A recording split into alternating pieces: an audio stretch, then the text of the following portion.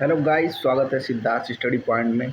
उम्मीद करता हूँ कि जो 7 तारीख को मैंने अपने बर्थडे के दिन पर डाला था लेक्चर एस्टिमेटिंग कॉस्टिंग वैल्यूएशन की वन शॉट आप सभी ने देखी होगी। जो वन शॉट है वो काफ़ी तरीके से बेहतरीन है।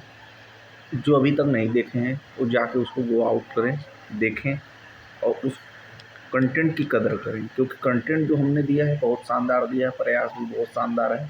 उसमें हमने न्यूमेरिकल और थ्योरी सारे क्वेश्चन को कवर किया है। अब फिर मैं आ जाता हूँ अपने आरसीसी वाले टॉपिक पे, जो मैं चैप्टर वाइज रिवीजन करा रहा हूँ। अब तक इसमें 3 चैप्टर हो चुके हैं। अब मैं बात करने वाला हूँ डिज़ाइन ऑफ बीम की बात करने वाला हूँ। जो डिज़ाइन ऑफ बीम है वो चैप्टर नंबर 4 है आरसीसी का। इसमें जितने भी क्वेश्चन आए हुए हैं सबको बेहतरीन तरीके से डिस्कस करने का यहाँ पर काम करने वाला हूँ मैं। तो आप लोग सिद्धार्थ स्टडी पॉइंट को जितना प्यार देंगे उतने ज़्यादा लेक्चर आएंगे।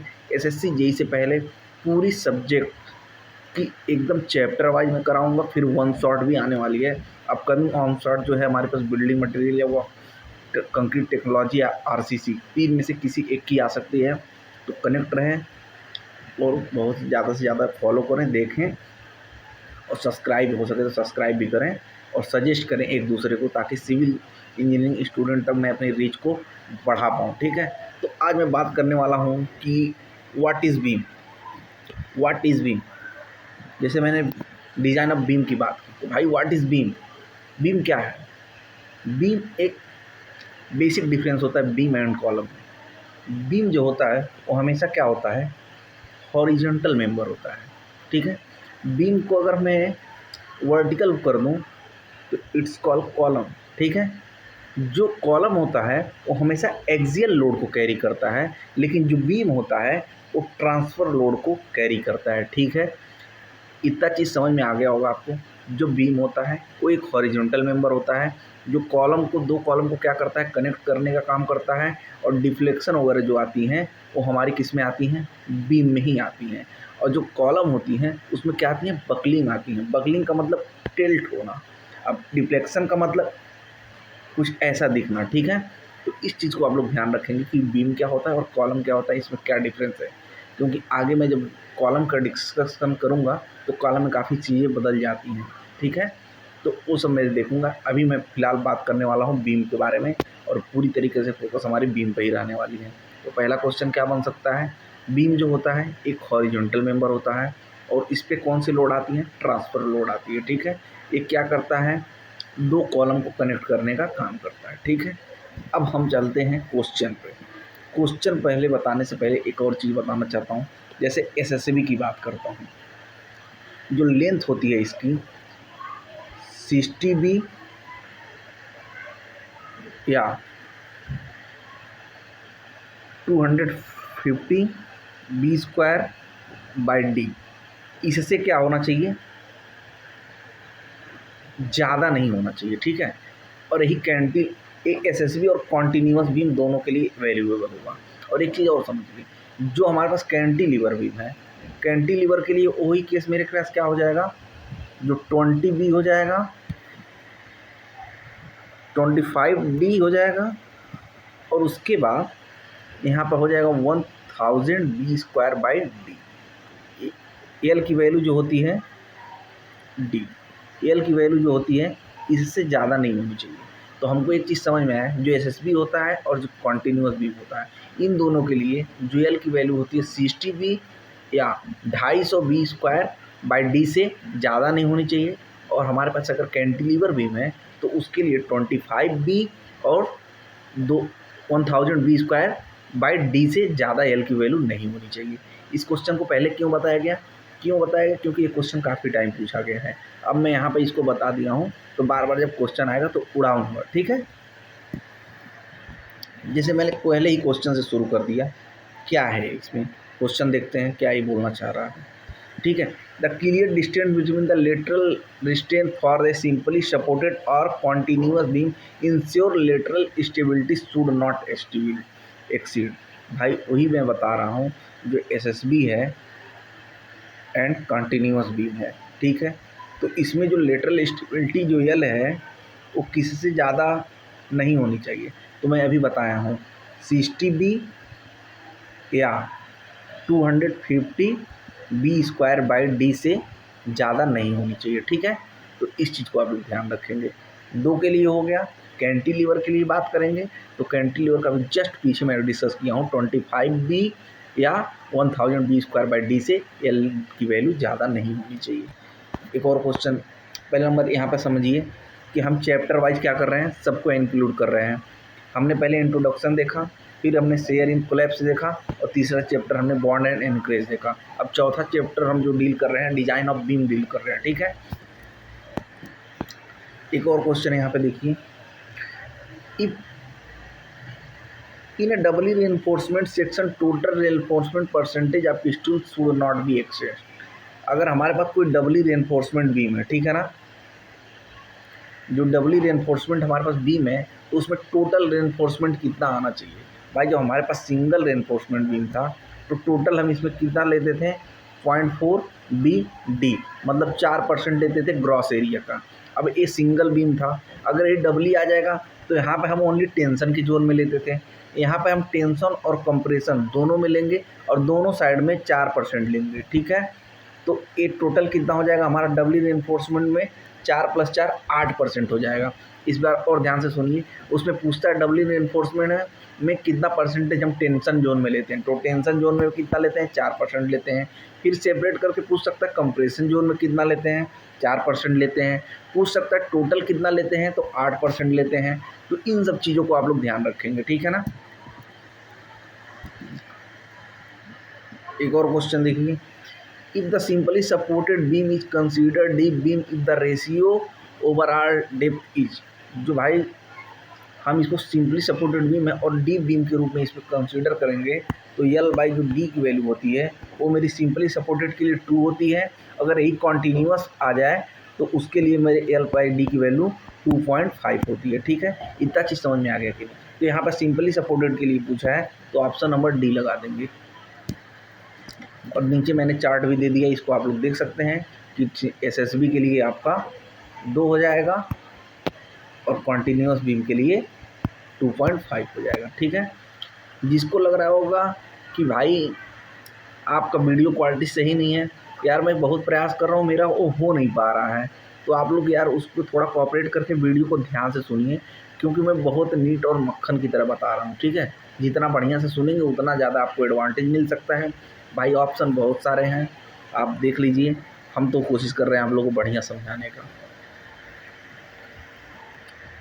चलिए एक और क्वेश्चन देखिए, the maximum depth of neutral axis B 415 के लिए। ये पहले लेक्चर से ही बता रहा हूँ मैं, मेरे पास 3 तरह के ग्रेड अवेलेबल हैं, FE 250, FE 415, FE 500, ठीक है। इसके लिए मैं कितना लेता हूँ, 0.53D लेता हूँ। इसके लिए कितना लेता हूँ, 0.48D लेता हूँ। और इसके लिए कितना लेता हूँ, 0.46D लेता हूँ। तो एक चीज़ भाई आप ध्यान रखिए, ये जब आपको याद हो जाएगा तो उसमें कभी भी न्यूट्रल डेप्थ पूछेगा तो आप निकाल लेंगे, ठीक है ना। तो यहाँ पर कितना 415 के लिए पूछा है तो ऑप्शन नंबर बी हो जाएगा 0.48D, ठीक है। FE 250 के लिए पूछता तो 0.53D हो जाता, और FE 500 के लिए पूछता तो 0.46D हो जाता, ठीक है। एक और क्वेश्चन यहाँ पे देखिए, इन आरसीसी बीम है मैक्सिमम टेंशन रेनफोर्समेंट है। अभी मैं जब डबली रेनफोर्समेंट का क्वेश्चन आया है तो वहीं पे ही मैं बता चुका हूँ कि जब भी हम टेंशन की बात करेंगे और मैक्सिमम की बात करेंगे तो 4% ऑफ ग्रास एरिया कर लेंगे, ठीक है ना। यहाँ पे एक चीज़ ध्यान रखिएगा, ये जो डी है ये ओवरऑल डी है। अगर यहाँ पे स्मॉल डी लिख देगा तो गलत हो जाएगा, क्योंकि ये स्मॉल डी है इफेक्टिव डेप्थ, ठीक है ना। और इफेक्टिव डेप्थ क्या होता है, जब हम पूरे ग्रॉस में से कवर को घटा देंगे तो हमको क्या मिलता है, इफेक्टिव। तो ध्यान रखना पड़ेगा, ये नहीं कि यहाँ पर इसे दिए 0.4 छोटा बी और बड़ा डी, और उसमें एक 0.4 छोटा बी और बड़ा डी दिया है तो वो आके ए पे इसी पे मार दिए, गलत हो जाएगा। बहुत दिमाग से खेलना पड़ता है इसमें, ठीक है ना।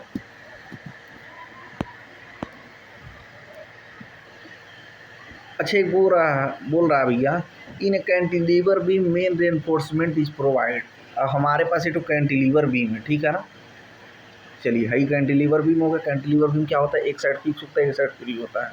अगर यहाँ पे एल इफेक्टिव की बात करें कैंटिलीवर के केस में तो एल इफेक्टिव जो होता है वो 2L के बराबर होता है, ठीक है। इस चीज़ को आप ध्यान रखेंगे। और इसमें मेन बात जो पूछा है इसको देखिए, कैंटिलीवर बीम है भैया, तो इसमें पूछ रहा है कि हम जो मेन रेनफोर्समेंट कहाँ प्रोवाइड करते हैं।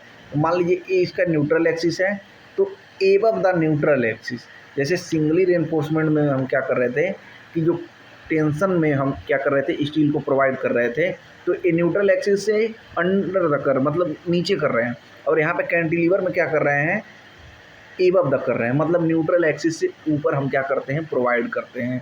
ठीक है, इतनी बात समझ में आ जानी चाहिए।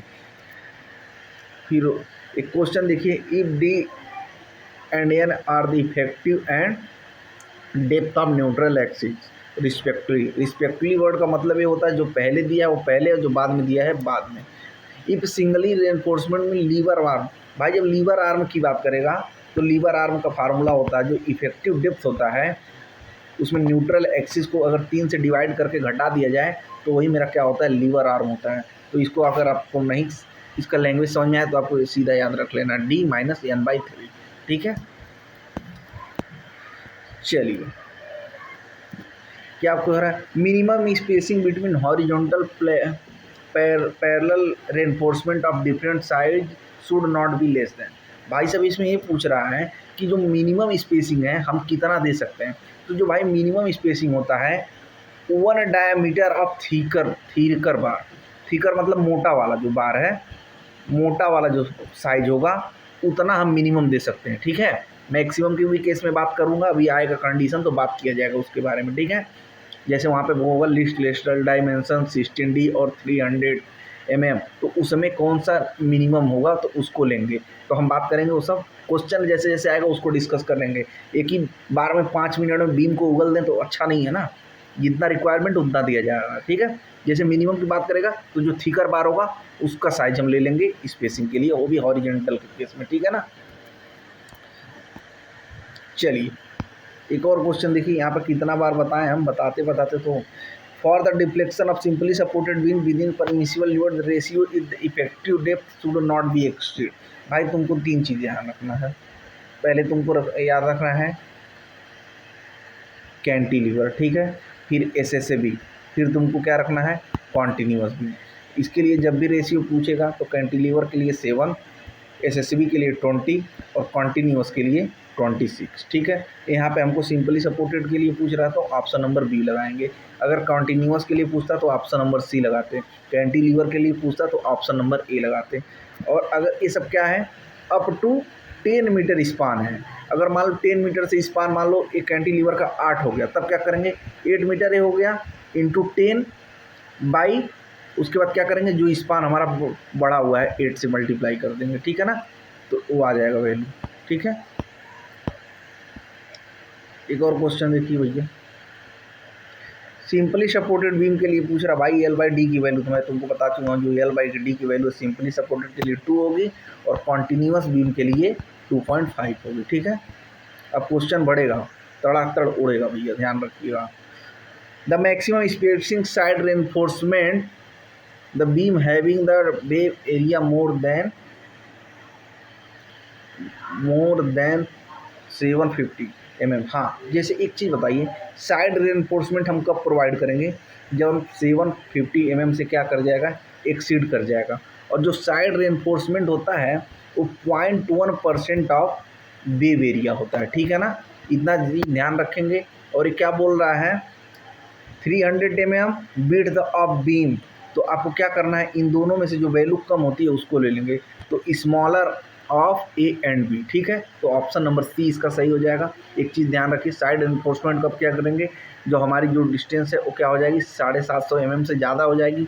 और पूछेगा कितना परसेंटेज हम वेव एरिया का प्रोवाइड करते हैं, तो 0.1% of the wave area side enforcement provide करते हैं। ठीक है ना, अब देखो यही क्वेश्चन यहाँ पे आ गया कि नहीं, जब पहले लेक्चर आप ध्यान से सुनेंगे तो दूसरा वाला क्वेश्चन आपके लिए मक्खन हो जाएगा यहाँ पर, क्योंकि हम पहले ही सब एक्सप्लेन कर देना है। According to IS 456/2000 side reinforcement, हमको जहाँ साइड रेनफोर्समेंट देखेगा 750 मार के हम कहानी खत्म कर लेंगे। ठीक है ना, इस चीज़ को ध्यान रखेंगे। अब 0.1% हम क्या करेंगे, स्टील प्रोवाइड करेंगे, किसका, वेव एरिया का। इस बात को कितना लोग समझ गए भाई साहब, कमेंट सेक्शन में दन दागिए। चलिए अब हम देखिए, आप ये सब क्वेश्चन पहले डिस्कस कर चुके हैं नहीं, अब इतना क्या पढ़े हम यहाँ पे FE 250 देखेंगे हमारा तुरंत दांत चमक जाएगा। FE 250 के लिए हम बात कर लेंगे कितना हो जाएगा भैया 0.53 हो जाएगा।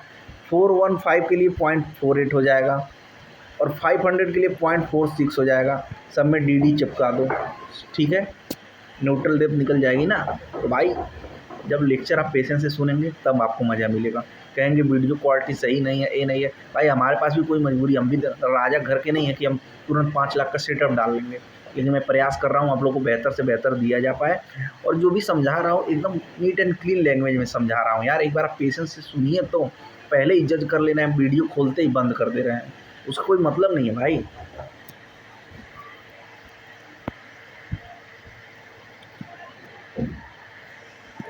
देखिए यहाँ पे क्या कह रहा है, minimum percentage of tension in RCC beam.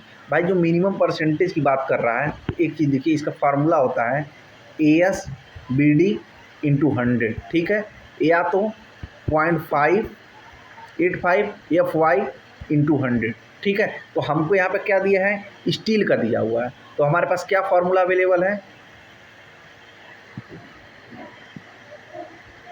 हमारे पास फार्मूला अवेलेबल है भाई P परसेंटेज के लिए 0.85 FY × 100, ठीक है।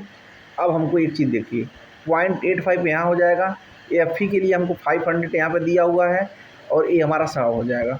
0 से 0 उड़ाएंगे और इसको काटेंगे 17 × 5 = 85, मतलब 0.17% क्या हो जाएगा, मिनिमम रेनफोर्समेंट आएगा। इसीलिए हम 250 के लिए भी निकाल सकते हैं, 415 के लिए भी निकाल सकते हैं, जितना ग्रेड देगा उसको नीचे रख देंगे, ठीक है। अगर यही हमारे पास क्रॉस सेक्शन भी दिया रहेगा, जैसे मान लो मेरे पास यहाँ पे क्या दे दिया, डी की वैल्यू दे दिया और एरिया आप हमको स्टील दे दिया, तब हम क्या लगाएंगे, P परसेंटेज बराबर AS BD × 100, ठीक है ना। इस चीज़ को आप लोग ध्यान रखिएगा। जैसे एक क्वेश्चन आए, अब तोड़ दिए, अब इस क्वेश्चन से 100 क्वेश्चन बनाए, 500 क्वेश्चन बनाए, 2000 क्वेश्चन बनाए, सब हो जाएगा नहीं हो जाएगा।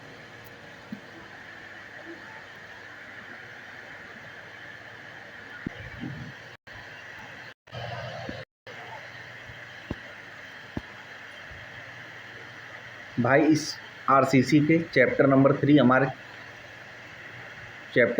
हमारे इसी चैनल पे अपलोड है, उसको जाके आप देख सकते हैं। बहुत ही बेहतरीन तरीके से समझाया हूँ, प्लीज़ आप लोग सपोर्ट करिए, बात समझिए हमारे। और उसके बाद चैप्टर नंबर 2 भी बहुत बढ़िया से समझाया गया है, इसको जाके गो थ्रू करिए, इसी चैनल पर मिल जाएगा।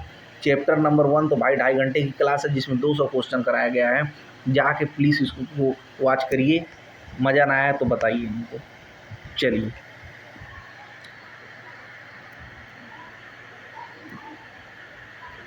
क्वेश्चन देखिए क्या कह रहा है, bending moment coefficient and shear coefficient for continuous beam.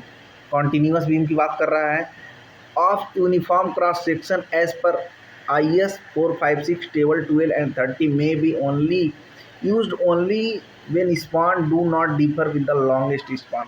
भाई जो हम क्या बोल रहा है, कॉन्टिन्यूअस बीम है मेरे पास और यूनिफॉर्म क्रॉस सेक्शन है, तो उसका जो बीम का स्पान है वो कितने से ज़्यादा नहीं होना चाहिए, तो 15% से ज़्यादा नहीं होना चाहिए, ठीक है। एक और क्वेश्चन देखिए यहाँ पे, भाई फिर वही क्वेश्चन आ गया, FE 500 के लिए मिनिमम स्टील पूछ रहा है, तो भाई परसेंटेज ऑफ स्टील कैसे निकालेंगे, 0.85 FY × 100 कर लेना, ठीक है ना। अब 0.85 दिया हुआ है, FY की वैल्यू 500 दी हुई है, × 100 कर लेंगे। 0 से 0 कहानी ख़त्म, 5 17 × 5 = 85, मतलब 0.17 क्या आ जाएगा, इसका आंसर आ जाएगा। और क्या हुआ रहा भैया, इसमें देख लीजिए,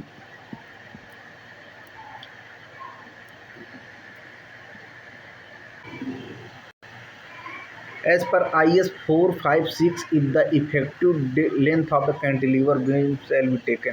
जो इफेक्टिव लेंथ होता है कैंटिलीवर बीम के लिए, उसको पहले एक चीज़ आप समझिए, जो कैंटिलीवर बीम होगा उसके लिए हम पहले क्लियर लेंगे और प्लस इफेक्टिव डेप्थ बाई 2 कर लेंगे, ठीक है। Clear spawn plus effective depth by 2, मतलब ऑप्शन नंबर बी हो जाएगा, ठीक है। यहाँ पे हम आपको कुछ कंडीशन समझा दे रहे हैं कि किसके लिए क्या होता है इफेक्टिव डेप्थ, तो इसके बाद क्वेश्चन आएगा तो आप लोग ध्यान से समझ के कर लीजिएगा। जो सिंपली सपोर्टेड होगा उसके लिए क्या होगा, L0 + D L0 + B। D क्या है, डेप्थ है, B क्या है, विड्थ है, अगर सिंपली सपोर्टेड के लिए हमारे पास कोई क्लियर स्पान है और उसमें इफेक्टिव डेप्थ को जोड़ दें या इफेक्टिव विड्थ को जोड़ दें तो हमारे पास क्या मिल जाएगा, इफेक्टिव डेप्थ मिल जाएगा। ठीक है, कॉन्टिन्यूअस के लिए भी सेम केस रहेगा वही। ठीक है,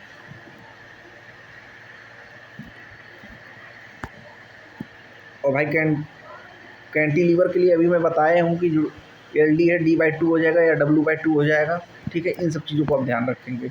एक और क्वेश्चन देखिए यहाँ पे पूछा हुआ है, if the modular ratio in stress से ratio in steel concrete is SR then critical neutral axis. तो भाई जो न्यूट्रल एक्सिस होता है वो तुम्हारा हो जाएगा M + MR। ठीक है, ये क्या हो जाएगा तुम्हारा, क्रिटिकल न्यूट्रल एक्सिस। ठीक है, एक और क्वेश्चन देखिए भाई, हम कहाँ क्वेश्चन ज़्यादा पढ़ेंगे। देखो साइड रेनफोर्समेंट दिखा 750 आंसर मार के आगे बढ़ जाएंगे। कोई हमको अवार्ड थोड़ी नहीं मिल रहा कि इसको पूरा पढ़ लेंगे तो हमको मज़ा मिलेगा, मज़ा नहीं लेना हमको। साइड जहाँ दिखेगा तुरंत 750 अब पूछ लेगा साइड रेनफोर्समेंट कितना प्रोवाइड करते हैं, तो 0.1% ऑफ वेव एरिया। बस बात खत्म, सिंपल तो है। जो वीडियो पहले से सुनते हुए आ रहा है उसके लिए इम्पैक्टफुल वीडियो होगा। अब कोई पहले यहीं पे आ जाएगा 19 मिनट पे तो कहेगा सीधा पढ़ के आंसर लगा दिए। भाई पहले समझा चुके हैं हम इसको। अब जो हमको आ रहा लेक्चर देखते हुए आ रहा है, कोई बता दे हम इस क्वेश्चन को नहीं कराएं तो बताइए। जैसे स्पेसिंग ऑफ स्टीरअप रेक्टेंगुलर बार की बात कर रहा है, तो हम भाई कितनी बार बता चुके हैं, जब हमारे पास कोई चीज़ सपोर्ट है, सपोर्ट के समय हम क्या कर रहे हैं, जो स्पेसिंग है वो घटा रहे हैं और सेंटर की तरफ क्या कर रहे हैं, बढ़ा रहे हैं। तो वही यहाँ पे देखिए लिखा हुआ है increase at the centre of beam. तो भाई सेंटर की तरफ हम बढ़ा रहे हैं, सपोर्ट की तरफ घटा रहे हैं। क्यों घटा रहे हैं, सपोर्ट पे ऑलरेडी हमारे पास सपोर्ट प्रोवाइड है, वहाँ पे स्पेसिंग हम कमी कर देंगे तो क्या फ़ायदा होगा। बस एक ही चीज़ होगा कि अनइकोनॉमिकल होगा और हमारा कॉस्ट ज़्यादा क्या होगा जाएगा, स्ट्रक्चर पे आने लगेगा, जो कि एक सिविल इंजीनियरिंग का स्ट्रक्चर के लिए क्या है, यूज़फुल नहीं है। ठीक है भाई, ये क्वेश्चन अगर इंट्रोडक्शन का क्लास जो ढंग से लिया होगा, अगर ये क्वेश्चन यहाँ पर नहीं हो पाएगा तो बताइए। जैसे हम बोल दिए जब स्टील रीच होगा तो अंडर रेनफोर्समेंट होगा, कंक्रीट रीच करेगा तो ओवर रेनफोर्समेंट करेगा, दोनों साइमल्टेनियस एक ही साथ पहुँचेंगे तो बैलेंस कंडीशन होगा। कभी भी हम डिजाइन करेंगे तो हम ओवर रेनफोर्समेंट नहीं करेंगे। क्यों, क्योंकि जो कंक्रीट का फेलियर होता है ब्रिटल फेलियर होता है। ब्रिटल फेलियर का मतलब ये होता है कि वो फेल होने के पहले कोई भी वार्निंग नहीं देता है। और ठीक है, ओवर एनफोर्समेंट इसलिए हम कभी भी स्ट्रक्चर डिजाइन नहीं करते हैं। ठीक है, बस हो गया। अब देखिए यहाँ पे क्या कह रहा है, ए टी बीम भी है as a rectangular beam with the width equal to the flange is neutral axis. जो टी बीम है वो एक रेक्टेंगुलर की तरह हो जा रहा है, तो उसमें क्या होना चाहिए, तो जो फॉल जो होना है विद इन द फ्लेंज होना चाहिए। जो न्यूट्रल एक्सिस है, ये टी देखो सही बन नहीं पाया है, समझो, हाई लाइन नहीं मानो, हाई लाइन काट दो, यहाँ से क्या हो जाएगा, फ्लेंज से निकल जाएगा। वही बात बोल रहा है। अभी क्वेश्चन देखो हम कितनी बार बता चुके हैं।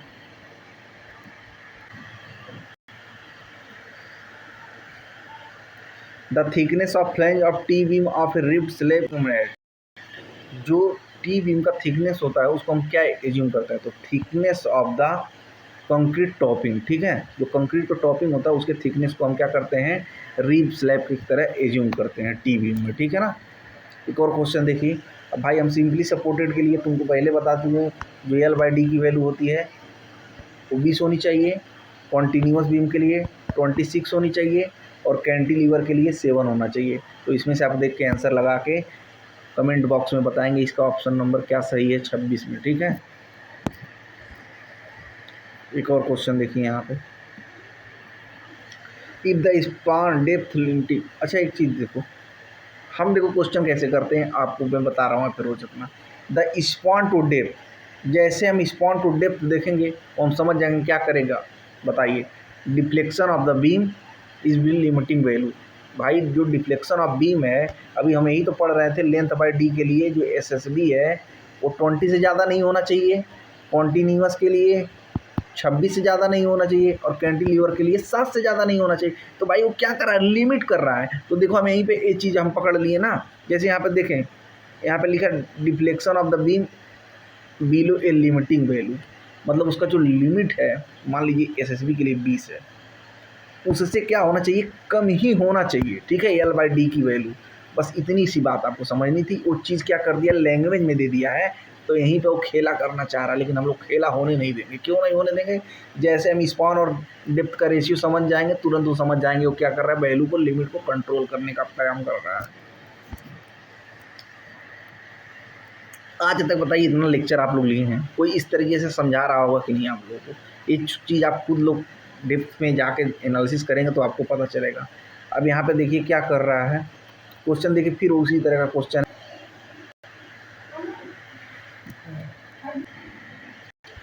For limiting deflection of beam use of the high strength steel in RC beam result.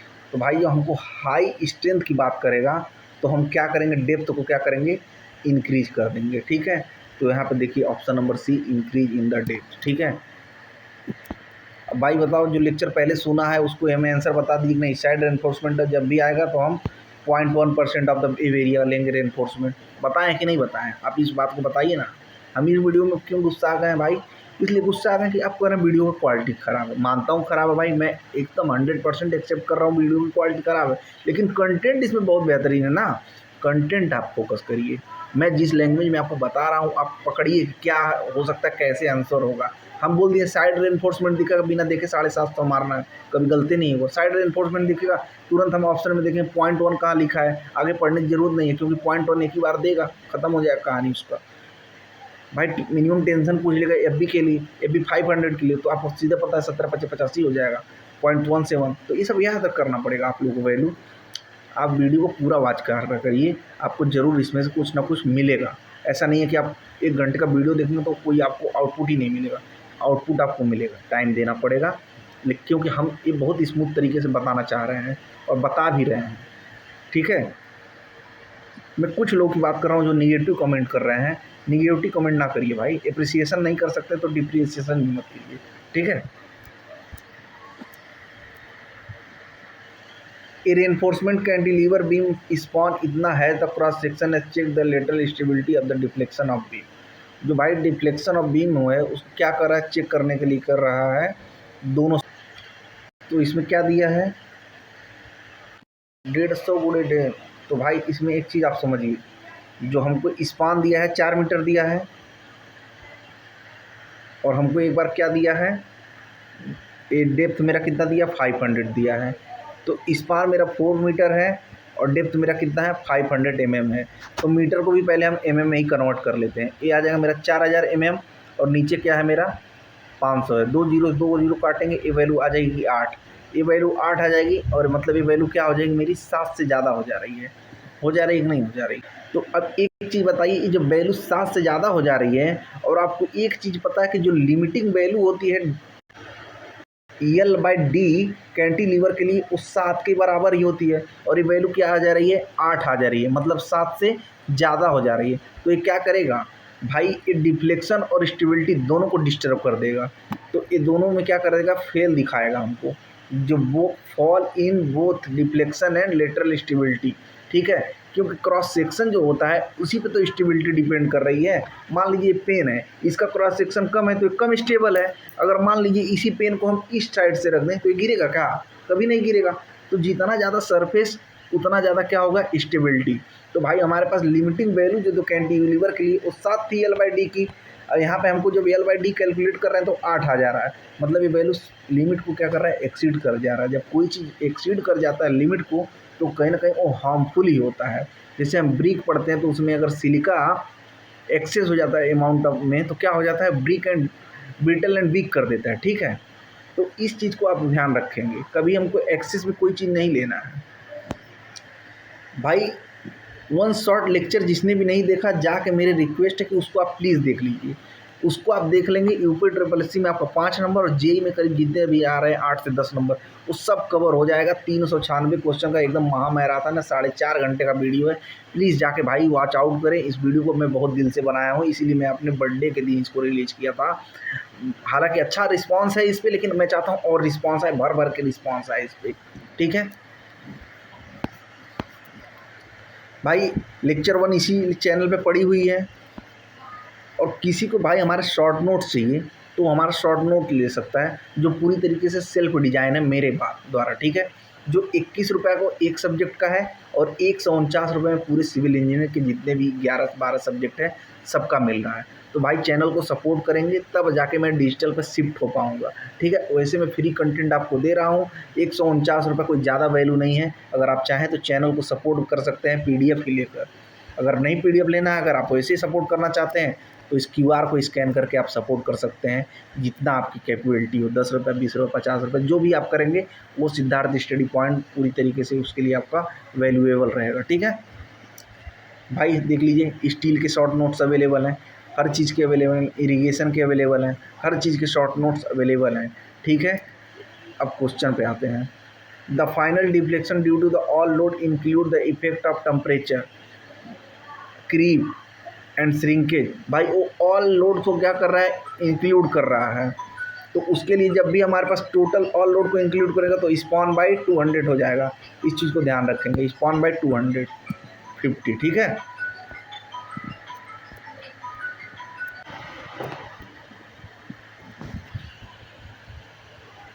A T beam as a rectangular beam, जो टी बीम है as a rectangular beam, the width equal to its flange neutral axis. जैसे वो बोल रहा कोई T beam है, ठीक है ना। अब इस बार टी बीम बहुत शानदार होने वाला है, ठीक है। ये जो डेप्थ ऑफ फ्लेंज है वो रेक्टेंगुलर के क्या है, बराबर है। तो पूछ रहा है कि जो न्यूट्रल एक्सिस की जो होगी वो कहाँ से जाएगी। तो भाई ये जो फ्लेंज है हमारा, इसी में क्या करेगा, इसी से जाएगा न्यूट्रल एक्सिस, ठीक है। ये जब आप एनालिसिस करेंगे, डिजाइन करेंगे तो आपको ये पता चलेगा कैसे वो चीज़ हो रहा है। तो एक चीज़ देखिए यहाँ पर जो लिखा है आंसर, देखिए remain with in the flange, ठीक है। ये क्या कर रहा है, फ्लेंज से ही जा रहा है, ठीक है। एक और क्वेश्चन देखिए यहाँ पे, the assumption in the theory of reinforcement cement concrete beam is that all the tensile stress taken by the steel reinforcement only। सही बात है, कोई भी टेंशन अगर आ रहा है मेंबर में तो उसको सिर्फ टेंशन क्या करेगा, स्टील एब्जॉर्ब करेगा, और कोई कंप्रेशन आ रहा है तो उसको कंक्रीट करेगा, क्योंकि कंक्रीट की डिजाइन करते हैं तो टेंशन उसके लिए हम जीरो मान के चलते हैं। तो यहाँ पे लिखा है the steel and concrete are straight within the elastic limit. बात सही है, इलास्टिक लिमिट मतलब ये होता है जैसे हम स्ट्रेस और स्ट्रेन के बीच में कर्व खींचें तो ये जो प्रोपोर्शनल लिमिट है इसी को हम बोलते हैं इलास्टिक लिमिट, ठीक है। और उसके बाद बोल रहा है the sufficient bond between steel and concrete, मतलब ये बहुत सही बात बोल रहा है। जो बॉन्ड होता है स्टील और कंक्रीट में एकदम परफेक्ट होता है, क्यों, क्योंकि इसका जो थर्मल एक्सपेंशन होता है नियर अबाउट बराबर होता है। कितना होता है, 12 × 10⁻⁶ डिग्री पर सेल्सियस, ठीक है। इतना चीज़ याद रखें। एक और क्वेश्चन देखिए क्या कह रहा है, torsion resisting capacity of a given reinforcement section. जो torsion resisting capacity of a given reinforcement concrete है वो क्या होता है, increase with the increase in stirrup and longitudinal steel, ठीक है। वो स्टीरअप को भी इंक्लूड कर बढ़ा देता है और लॉन्गिट्यूडनल स्टीरअप को भी बढ़ा देता है, ठीक है। हम चारों ऑप्शन इसलिए नहीं पढ़ते हैं कि टाइम और ज़्यादा लगता है। मैं सोचता हूँ कि समझाने में ज़्यादा टाइम दिया जाए, ऑप्शन में नहीं। डायरेक्ट आंसर बताने का मतलब ये होता है कि आप उस चीज़ को समझिए क्यों वो चीज़ हो रहा है।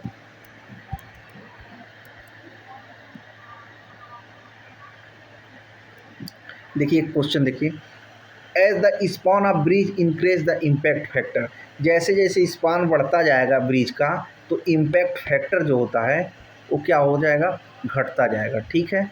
कभी भी हम ब्रिज की लेंथ को ज़्यादा नहीं रखते हैं। क्यों नहीं रखते हैं, क्योंकि जो ब्रिज है वो एक सिंपली सपोर्टेड पे बन रहा है, और जो सिंपली सपोर्टेड का बेंडिंग मोमेंट होता है m बराबर WL²/8 होता है।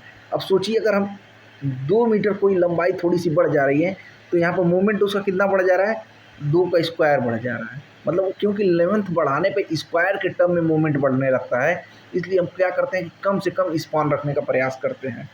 ये लेक्चर में आप लोग बहुत चीज़ सीखने वाले हैं। ये चीज़ बहुत लोगों को नहीं पता रहा होगा, कमेंट करके बताओ किस किस को नहीं पता था, लेकिन कौन नहीं करेगा, क्योंकि सबको लग रहा है हमको पता है। भाई मिनिमम स्पेसिंग के लिए तो हम आपको बता चुके हैं, जो मिनिमम स्पेसिंग होगा 1 डाई ऑफ थिकर बार, ठीक है। जो मिनिमम होगा 1 डाई ऑफ थिकर बार, ठीक है। मैक्सिमम के केस में भी बात करेंगे अभी हम आगे चल के। हालांकि वहाँ पर मैं डिस्कस कर दिया था, लेकिन अभी अभी आएगा क्वेश्चन तो बताऊँगा। The minimum thicker bar cover of the reinforcement bar should not be less than twice of the diameter subjected to a minimum. भाई ट्वाइस ऑफ द डायमीटर है तो मिनिमम कितना होना चाहिए, 25 mm होना चाहिए, ठीक है। एक और क्वेश्चन देखिए यहाँ पे, the width of flange of a T beam which may be considered act effectively with the reef depend upon. तो जो रीफ होता है किस पे डिपेंड करता है, विड्थ ऑफ रीफ पे भी करता है, ओवरऑल थिकनेस ऑफ रीफ पे करता है, सेंटर टू सेंटर डिस्टेंस में टी बीम उस पर भी डिपेंड करता है, मतलब ऑल ऑफ द ऑप्शन पे डिपेंड करता है, जो कि यहाँ पे देख सकते हैं। जो विड्थ ऑफ फ्लेंज है L0/6 BW और BDF, मतलब ये सब चीज़ इस पर क्या कर रहा है, डिपेंड कर रहा है। देखिए यहाँ पे, A part of slab may be considered as a flange of the T-beam if flange has equidistant reinforcement transfer to beam। भाई ये बात सही है, क्योंकि जो बीम होता है वो ट्रांसफर लोड ही लेता है। It build integrative width of the beam. मैं आपको पहले ही बताऊँ, जो बीम होता है वो क्या करता है, इंटीग्रेटिव शो करता है। They efficiently bonded together the beam. इनका जो बॉन्ड होता है इस सब दोनों लोगों के बीच में क्या होता है, मतलब बहुत ज़्यादा इफेक्टिव होता है, ठीक है। एक और क्वेश्चन देखिए यहाँ पे, through the effective depth of T beam is assume distance between the top compression edge to centre of the tensile force heavily load is taken. भाई जो मान लो ये हमारे पास क्या है, एक टी बीम है यार, टी बीम बना ही नहीं पा रहे हैं हम, चलो एक टी बीम मान लो, भाई टी बीम हो गया ना भैया। देखो ये क्या रहा है, यहाँ से लेके टेंशन के जोन में जो हम चीज़ प्रोवाइड कर रहे हैं वो कितना होना चाहिए हैवली कंडीशन में लिए, तो ये होना चाहिए 1/12 ऑफ डी, ठीक है। डी क्या है, डायमीटर। एक और क्वेश्चन नीचे यहाँ पे देख लो भाई, क्या पूछा, सिंपली सपोर्टेड के लिए पूछा है तो 20 हो जाएगा, और आपको भाई इसमें कैंटिलीवर के लिए पूछेगा तो 7 हो जाएगा, और कॉन्टिन्यूस के लिए पूछेगा तो 26 हो जाएगा। सब क्या है, L/D का रेशियो है। L/D का क्या करता है, डिफ्लेक्शन को और स्टेबिलिटी को कंट्रोल करता है, ठीक है। एक देखिए विड्थ ऑफ रिब की जो विड्थ ऑफ रिब होता है उसको हम कितना लेते हैं, तो 1/2 से लेके 3/4 तक लेते हैं, ठीक है। मतलब 50 से लेके 75 तक लेते हैं, ठीक है। एक और क्वेश्चन देखिए, जो टी बीम होता है भाई उसमें न्यूट्रल एक्सिस कहाँ कहाँ से जा सकता है, तो वो एक चीज़ ऐसे समझिए, अरे यार टी बीम बन ही नहीं पाता है, अच्छा रुको अब बना दे रहा है शानदार वाला। हाँ ये टी बीम हो गया, वो यहाँ से भी पास करता भाई, वो यहाँ से भी पास करता है और यहाँ से भी करता है, तो मतलब वो तीनों में करता है। विद इन द फ्लेंज भी कर रहा है, बॉटम द एज भी कर रहा है, बिलो द स्लैब भी कर रहा है, ठीक है। ये भाई आपको इफेक्टिव डेप्थ निकालने के लिए फार्मूला जो दिया हुआ है, इसको आप कैसे निकालेंगे देख लीजिए। जो डी का फार्मूला होता है यहाँ पे आप याद कर लीजिए डायरेक्ट, जो होता है D is equal to 0.11765 into BM by width, ठीक है। BM क्या है, बेंडिंग मोमेंट है, ध्यान रखना। एक और क्वेश्चन देखिए, ए बीम कब is a plan designer for. जो बीम होता है उसको हम किसके लिए डिजाइन करते हैं, तो भाई बेंडिंग मोमेंट, शेयर फोर्स और टॉर्सन तीनों के लिए करते हैं, ठीक है ना। जो बीम की डिजाइनिंग होती है बेंडिंग मोमेंट के लिए भी, शेयर के लिए और टॉर्सन के लिए करते हैं। लेकिन जब स्लैब की बात करते हैं तो वहाँ पर शेयर को हम कंसीडर नहीं करते हैं, क्योंकि हम पहले मान के चलते हैं कि शेयर में की चीज़ क्या है, फास है, मतलब उसमें फेल होने के चांस कम है। चलिए एक और क्वेश्चन देखिए, by over reinforcement beam the moment of resistance can be registered not more than। भाई जो ओवर रेनफोर्समेंट बीम है, द मोमेंट ऑफ रेजिस्टेंस जो होता है वो किससे ज़्यादा नहीं होना चाहिए, तो 25% से ज़्यादा नहीं होना चाहिए, ठीक है। ओवर रेनफोर्समेंट सेक्शन, पहले नंबर तो ओवर रेनफोर्स सेक्शन हम क्या करना, डिजाइन ही नहीं करना। क्यों नहीं जी करना है, क्योंकि इसमें ब्रिटल फेल्योर होता है। ब्रिटल फेल्योर क्या होता है, फेल होने से पहले कोई वार्निंग नहीं देता है, इसलिए नहीं करना चाहिए। अगर मान लीजिए कभी केस में हो भी गया तो जो मोमेंट ऑफ रेजिस्टेंस होता है OMR की वैल्यू वो 25% से ज़्यादा एक्सीड नहीं करनी चाहिए, ठीक है ना।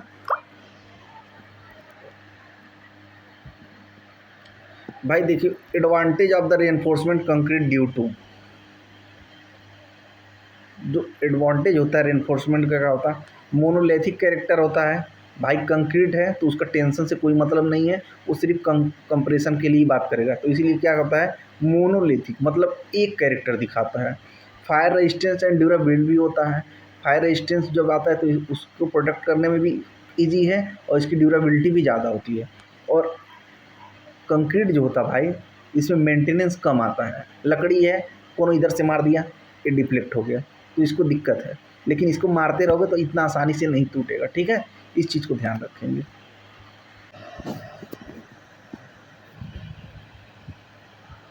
एक क्वेश्चन देखिए क्या बोल रहा है भैया।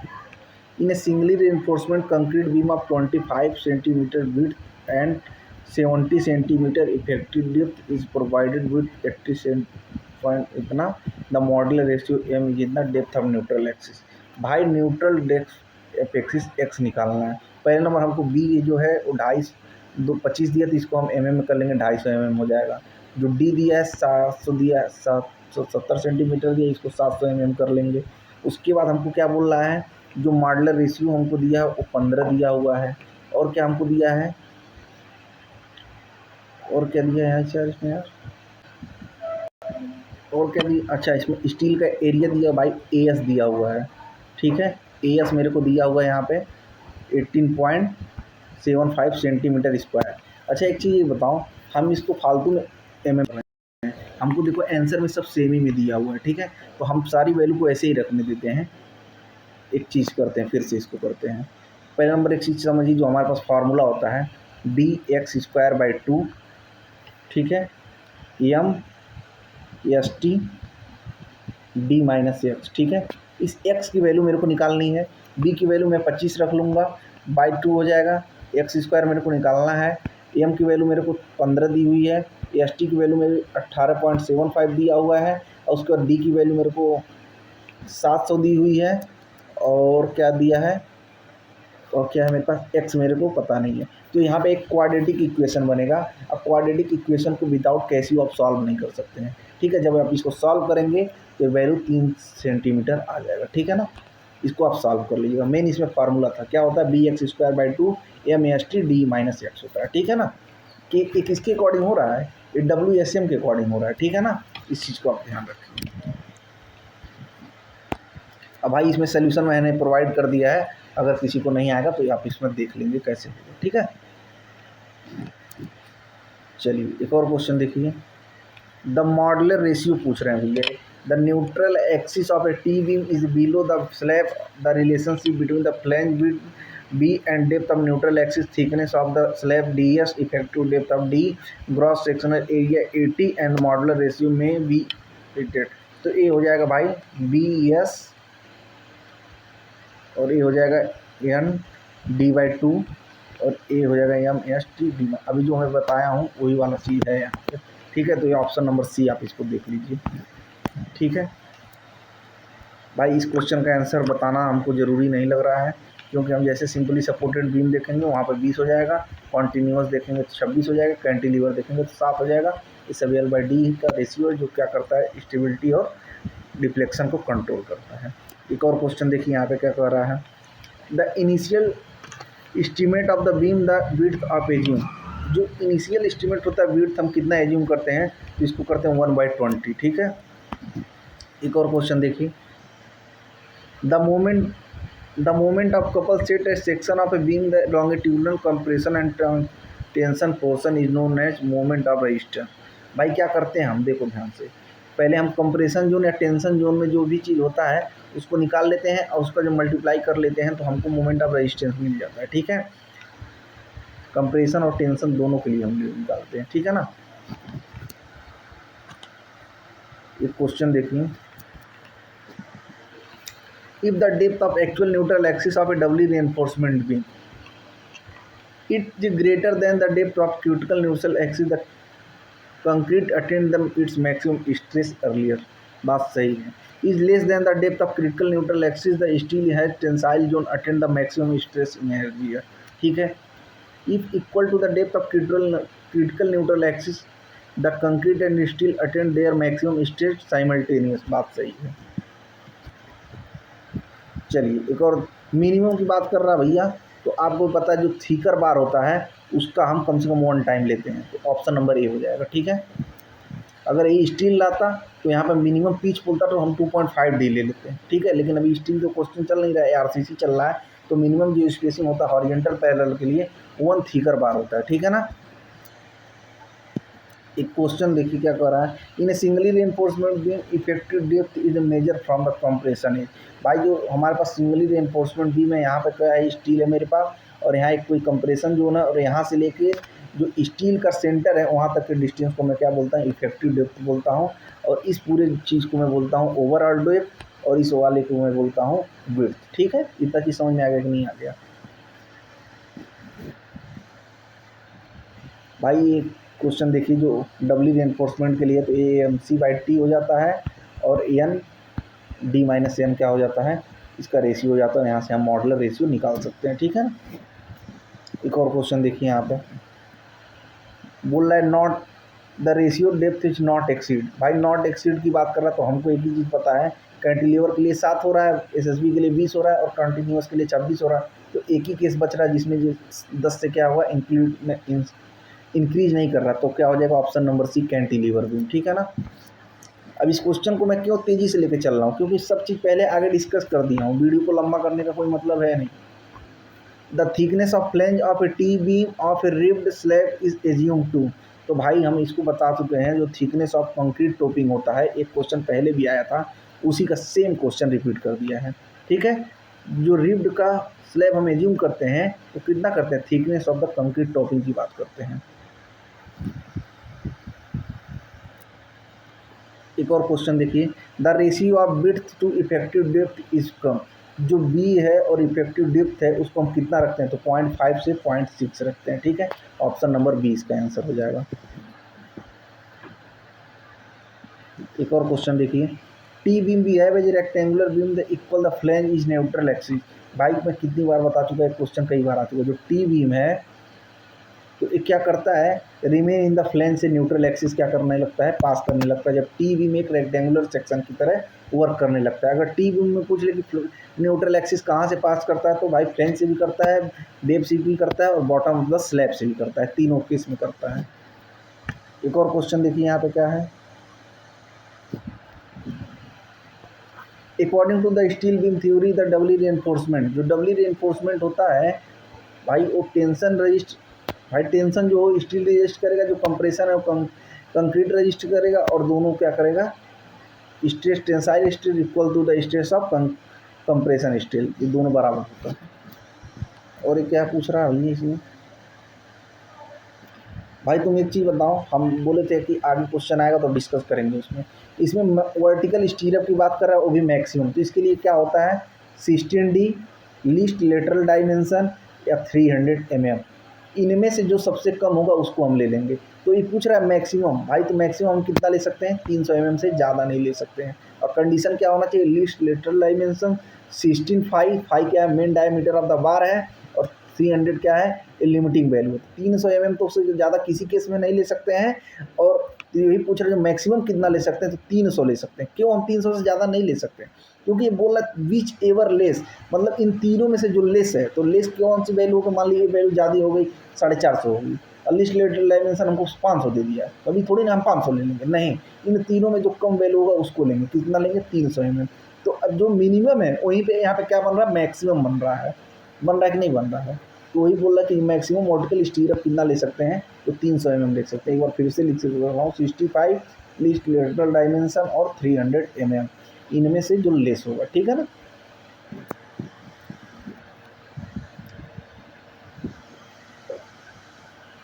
क्या बोला, effective depth of the simply supported beam, जो पीरियड डिस्टेंस, भाई सिंपली सपोर्टेड बीम है मान लो, ठीक है भाई, सिंपली सपोर्टेड बीम है, तो ये बोल रहा है सेंटर टू सिस्टम, यही जो डिस्टेंस है वो क्या हो जाता है, इफेक्टिव डेप्थ हो जाता है। ठीक है। एक और क्वेश्चन देखिए यहाँ पे क्या बोल रहा है, the minimum beam width required for the reinforcement concrete beam for 2 hour of fire exposure. ये क्वेश्चन फिर से पढ़ते हैं, as per IS 456/2000 the minimum beam width require for a reinforcement concrete beam for 2 hour for fire exposure. हाँ, बोला कि अगर 2 घंटे के लिए फायर एक्सपोजर में हम उसको रखना चाह रहे हैं, तो जो मिनिमम विड्थ होना चाहिए वो कितनी होनी चाहिए, तो 200 mm से कम नहीं होनी चाहिए। ठीक है ना, इस चीज़ को ध्यान रखेंगे। फिर वही वही वैल्यू आ गया, किसके लिए पूछ रहा है, कैंटिलीवर के लिए पूछ रहा है, 7 हो जाएगा, एसएसबी के लिए पूछेगा तो 20 हो जाएगा, और कॉन्टिन्यूस के लिए पूछेगा तो 26 हो जाएगा। यहाँ तक तो भाई सबको रट गया होगा, जो पहली बार देख रहा होगा उसको भी। अभी बताओ क्या ये हम बता नहीं चुके हैं, जो मैक्सिमम रेनफोर्समेंट कितना प्रोवाइड करेंगे, 0.4 BD। ये BD क्या है, क्रॉस सेक्शनल एरिया, मतलब पूरा एरिया है। अगर 0.4 स्मॉल b स्मॉल d लिख देगा तो ये चीज़ गलत है, क्योंकि जो AD है ये इफेक्टिव डी है, ठीक है। अभी हम मान लो यहाँ पे बताए तो थे यार, चलो एक बार और बताते हैं। मान लो ये बीम है ना, तो टेंशन प्रोवाइड कर रहा हूँ, और यहाँ से इसके सेंटर टेन की डी थी, ये ओवरऑल डिस्टेंस हमारे पास डी थी। तो हमको जो मैक्सिमम रेनफोर्समेंट प्रोवाइड करना होगा तो 0.4 B इंटू कैपिटल डी, और इसको हम क्या बोल रहे हैं, 4% of the cross section area, ठीक है। Cross section area, cross section area वो लैंग्वेज में भी लिख के दे सकता है, तो इस चीज़ को आप ध्यान रखेंगे।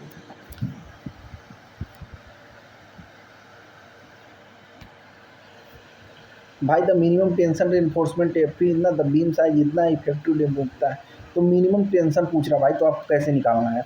आपको हम एक चीज़ बताया ना, पॉइंट परसेंटेज के लिए आप एक चीज़ ध्यान रखिए। आपको क्या बताया था हमने भाई, एक फार्मूला तो बताया था यार, क्या बताया था, B इंटू डी इंटू 100, और यहाँ पे क्या बताया था यार, यहाँ पे एक फार्मूला क्या बताया था यार,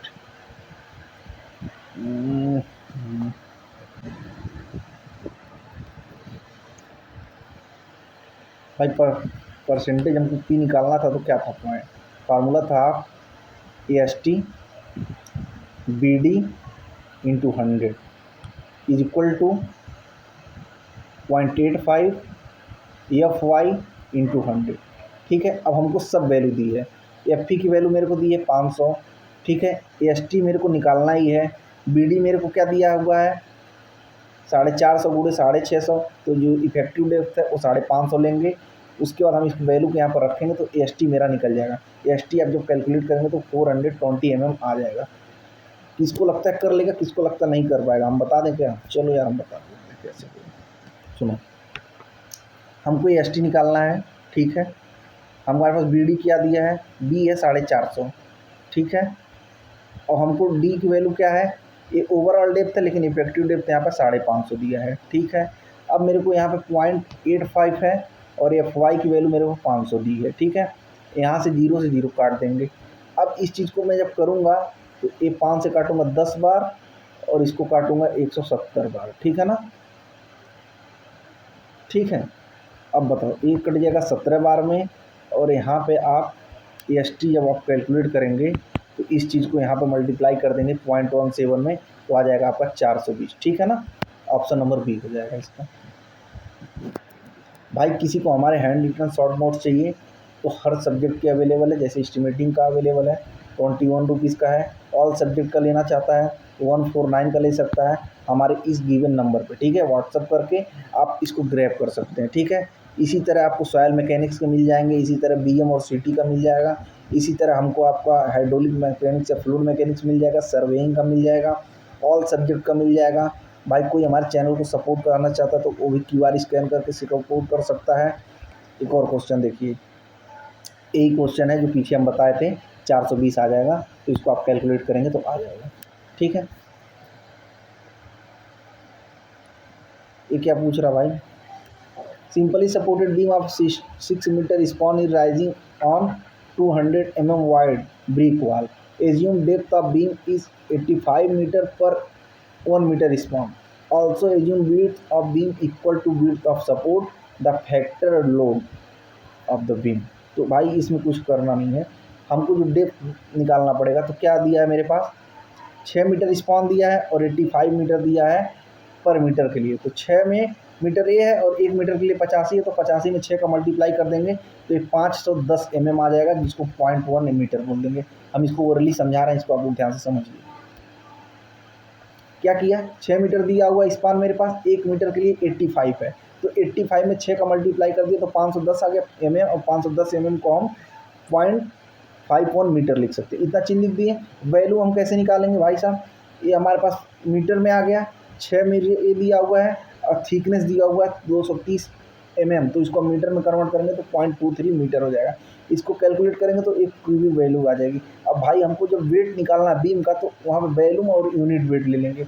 और यूनिट वेट क्या होता है आरसीसी के लिए, जो आरसीसी के लिए यूनिट वेट होता है वो 25 किलो न्यूटन पर मीटर क्यूब होता है, ठीक है। अगर एक पीसीसी जाता तो 24 लेते, तो यहाँ पर क्या है आरसीसी 25 ले लिया, इस वैल्यू में 25 को मल्टीप्लाई किया, इतना आ गया। अब मेरे को फैक्टर लोड जब निकालना होता है तो 1.5 से इसमें क्या करते हैं मल्टीप्लाई करते हैं, क्योंकि जो कंक्रीट का हम पार्शियल फैक्टर ऑफ सेफ्टी लेते हैं 1.5 लेते हैं, तो इस वैल्यू को मैं जब इसमें मल्टीप्लाई कर दूंगा तो ये वैल्यू मेरी आ जाएगी 26.39 किलो न्यूटन, ठीक है। एक क्वेश्चन हमको आ रहा है लेकिन हमारे पास स्पेस कम है लिखने के लिए, इसलिए हम आपको ओरली समझा दे रहे हैं, ठीक है ना।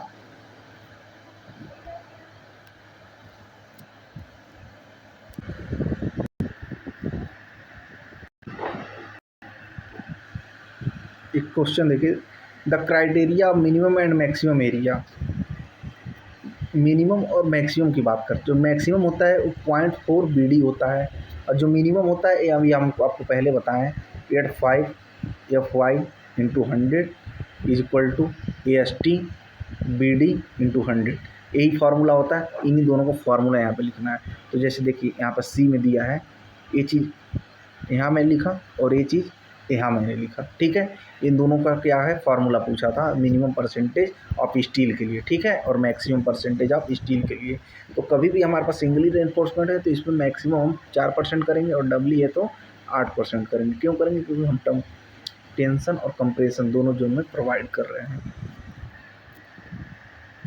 एक और भाई क्वेश्चन देखो, the minimum stripping time of software form work of the beam prop fix to in. भाई जो ट्रॉप है और ये फिक्स्ड है, और immediately after remove form work, तो ये कितना हो जाएगा 7 डेज के लिए हो जाएगा। अगर मान लो हम कोई बीम स्लैब की बात कर रहे हैं 4.5 मीटर है, तो उसको हम 7 दिन में, और 4.5 मीटर से ज़्यादा है तो 14 दिन में। अगर इस स्लैब की बात कर रहे हैं तो 6 मीटर तक है तो 14 दिन में, 6 मीटर से ज़्यादा है तो 21 दिन में फॉर्म वर्क को रिमूव करते हैं। अब कोई वर्टिकल चीज़ है जैसे कॉलम वगैरह हो गया तो 20 आवर में कर लेंगे, ठीक है ना। अब भाई ये सिंपली सपोर्टेड बीम के लिए पूछा हुआ है, तो इसका आंसर हम नहीं बताएंगे, इसको आप आंसर कमेंट सेक्शन में बताएंगे कितना होगा। भाई ये देखिए यू टाइप के हुक की बात में जब एनकरेज पढ़ा रहा था तो मैं बताया था 16D के बराबर होता है। तो ये पूछ रहा है कितना टाइम होता है, तो एक्स की वैल्यू क्या हो जाएगी 16 हो जाएगी, ठीक है। एक और क्वेश्चन देखिए यहाँ पे, the minimum value of the effective depth of cantilever span is the satisfactory vertical deflection. तो भाई जो ये बताओ, जो स्पान और डेप्थ का रेशियो होता है तो कैंटिलीवर के लिए 7 होता है, ठीक है। और यहाँ पे क्या पूछ रहा है, पर डेप्थ पूछ रहा है, तो आप एक चीज़ बताइए, जो स्पान है मेरे पास 7 मीटर है, इस वैल्यू को अगर मैं इधर लाऊं तो डेप्थ मेरी यहाँ पे आ जाएगी, और जो 7 मीटर है इसको मैं mm में कन्वर्ट करूँ तो 7000 हो जाएगा, और इसको मैं यहाँ से काटूंगा तो 1000 हो जाएगा, मतलब ऑप्शन नंबर C हो जाएगा इसका डेप्थ, ठीक है। एक कैंटिलीवर के केस में था तो 7 लिए, SSB के लिए रहता तो 20 लेते, और कैंटिन्यूस लाता तो 26 लेते, ठीक है। एक और क्वेश्चन देखिए, इसमें क्या बोल रहा है भैया, जो MU है, MU लिमिट से क्या है ज़्यादा, तो उस केस में हम डबली रीइंफोर्समेंट का डिज़ाइन करते हैं, ठीक है। अब जो हमको एक समझिए क्या चीज़ दिया है, हमको इफेक्टिव फ्लैंज का विड्थ निकालना है, ठीक है, विड्थ ऑफ फ्लैंज निकालना है। अगर आइसोलेटेड बीम है, टी बीम है, तो उसके लिए सीधा फार्मूला आपको याद रखना भाई, जो VF होता है VW plus 0.5 L not by D plus 4 can not be greater than B, और जो VT होता है टी बीम के लिए VF plus L not by B plus 4 can not be greater than B, ठीक है। इस चीज़ को आप ध्यान रखेंगे भाई। ये था मेरा RCC का चैप्टर नंबर 4, जिसको बहुत बेहतरीन तरीके से कवर किया गया। इसमें 85 समथिंग क्वेश्चन थे, जिसको हमने करीब 1 घंटे के अंदर में कवर कर दिया है। बीच में कुछ क्वेश्चन को फास्ट ले गया हूँ, क्योंकि शुरू में हमने बहुत चीज़ें समझा दिया, जो चीज़ें समझा दिया उस पर ज़्यादा डिस्कस करने का कोई वैल्यू नहीं रह जाएगा। और भाई हमने अपने बर्थडे के दिन यानी कि कल में एस्टिमेटिंग कॉस्टिंग वैल्यूएशन का 1 शॉर्ट लेक्चर अपलोड किया था। जिस भाई ने इसको नहीं देखा जाके इसको वॉच करे और अपने पूरे मार्क्स UPSSC या JEE में क्लियर कर ले, ठीक है, क्योंकि 1 शॉट में 396 क्वेश्चन को कराया गया है। भाई ये सब देख लीजिए, थंबनेल वगैरह खतरनाक तरीके से आ चुका है। किसी को भाई हमारे हैंड रिटन शॉर्ट नोट्स चाहिए तो सभी अवेलेबल है। एक सब्जेक्ट का 21 रुपया और 1 सब्जेक्ट का 149। और हमारा व्हाट्सअप नंबर यहाँ पे गिवन है, आप इस पर मैसेज करके ले सकते हैं। ठीक है, व्हाट्सअप नंबर पे हमारे मैसेज करके हमारे शॉर्ट नोट्स को ग्रैब कर सकते हैं, जो काफ़ी बेहतरीन तरीके से डिज़ाइन किया गया है। कोई हमारे चैनल को सपोर्ट करना चाहता है तो वो भी कर सकता है भाई, QR यहाँ पे स्कैन करके कर सकते हैं। ठीक है, बहुत बहुत धन्यवाद सिद्धार्थ स्टडी पॉइंट से जुड़ने के लिए। चैनल को स्प्रेड करिए, ज़्यादा से ज़्यादा सिविल स्टूडेंट तक पहुँचाइए, और इसी तरह के धमाकेदार लेक्चर मैं लेकर आता रहूँगा। अब मैं आगे की जो बात करने वाला हूँ, ये था मेरा बीम। अब मैं डिज़ाइन ऑफ स्लैब जो है अगला चैप्टर, जो चैप्टर नंबर 5 होने वाला है, उसको डील करने वाला हूँ। तो तब तक के लिए आप लोग ध्यान रखिए, सिद्धार्थ स्टडी पॉइंट से जुड़े रहिए। धन्यवाद बहुत बहुत।